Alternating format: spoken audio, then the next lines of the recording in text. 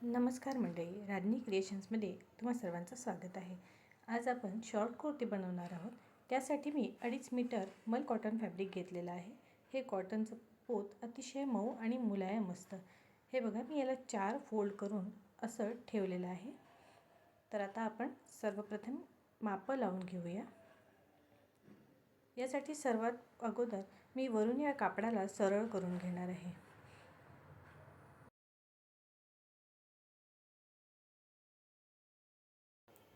अशा प्रकारे कापड सरळ करून घ्यायचं आहे. आता इथे वर शोल्डर जेवढं असेल तुमचं त्याच्या हाफ करायचं आणि ते माप इथे लावायचं. म्हणजे माझं इथे 7 इंच आलेलं आहे आणि खालीसुद्धा आर्महोलकरिता मी 7 इंच घेणार आहे. आता वरून 10 इंचावर चेस्टसाठी, 14 इंचावर वेस्टसाठी आणि 21 इंचावर हिपसाठी मार्किंग करून घ्यायचं आहे.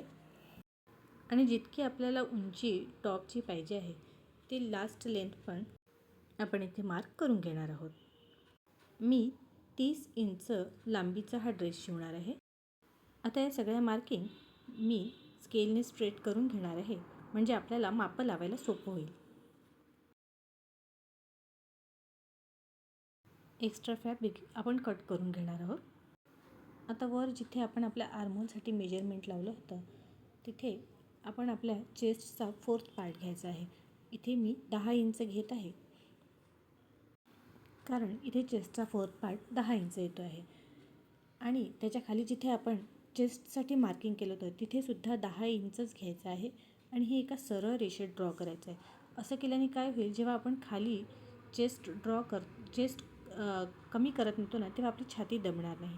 आता इथे मी वेस्टचा 4th पार्ट घेतला आहे आणि इथून हे मार्किंग असं जुळवून घेतलेलं आहे. इथे आपल्याला हिपचा 4th पार्ट प्लस 2 किंवा 3 इंचेस एक्स्ट्रा घ्यायचं आहे लूजिंगसाठी.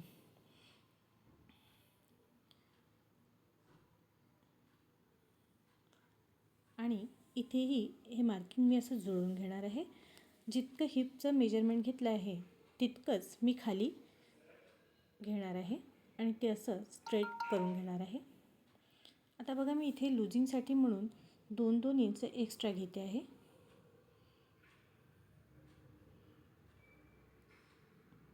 आणि इथे सीट घेरपाशी फक्त 1 किंवा 1.25 इंचच घ्यायचं आहे, कारण आपल्याला इथे फक्त फोल्ड करायचं असणार आहे.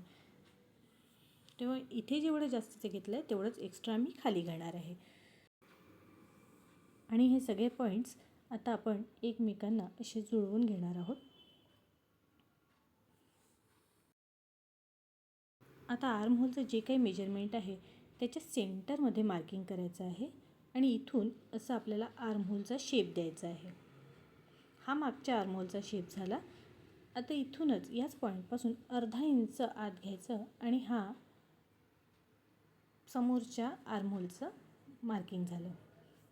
आता हे बाहेरचे जे मार्किंग आहे त्यावरून आपण कट करून घेतलं आहे आणि यातला एक पार्ट आपण काढून घेणार आहोत आणि मग समोरच्या आर्महोलची आपण कटिंग करून घेणार आहोत.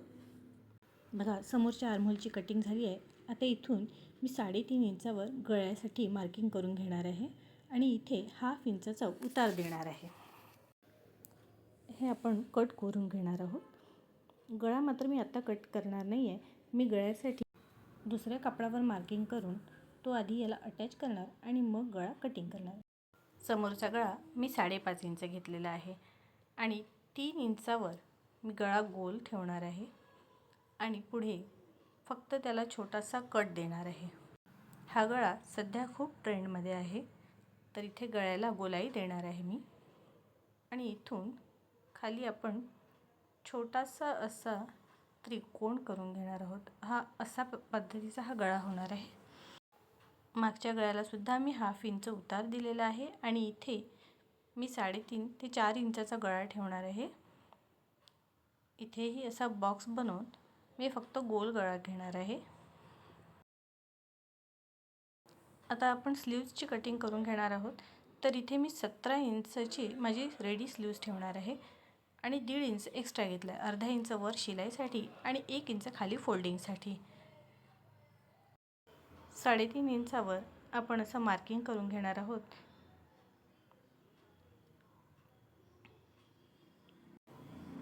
वरून मी 3.5 इंचावर असं मार्क लावते आहे आणि इथून आर्महोलसाठी 8 इंच मी असं गोल टेप लावून मोजून घेणार आहे.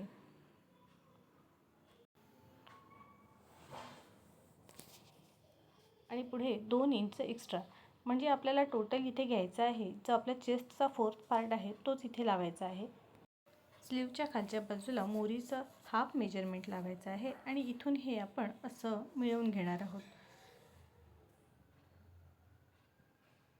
आता वर आपण 2 इंच एक्स्ट्रा घेतलेला आहे, तसंच आपण खालीही 2 इंच एक्स्ट्रा घेणार आहोत आणि ते पॉईंट्स एकमेकांना असे मिळवून घेणार आहोत. हे आपली शिलाई मार्जिन आहे. आता या बाहेरच्या भागावरून आपण कटिंग करून घेणार आहोत.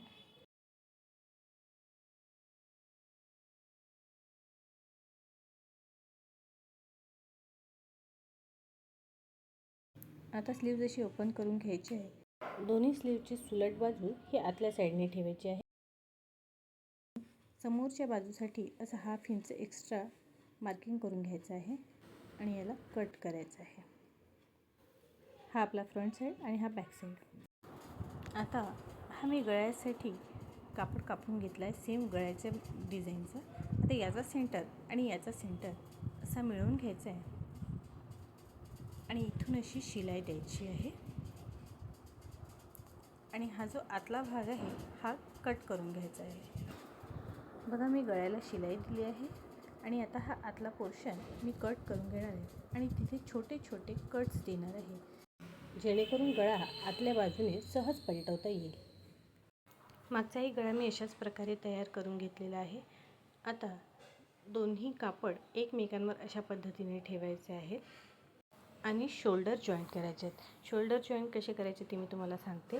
हे बघा, हा एक कापड असा सलग ठेवायचा आणि याचं जे आपण गळपट्टी आहे ती अशी वर दुमडायची आहे. ही एकमेकांवर आली पाहिजे. बघा,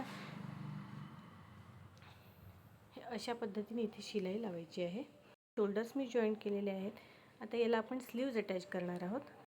स्लीव्जचा सेंटर आणि शोल्डरचा सेंटर असे एकमेकांपुढे ठेवायचे आहेत. बाही अशा पद्धतीने मिळवत मिळवत दोन्ही बाजूंनी आपल्याला बाही अटॅच करून घ्यायची आहे.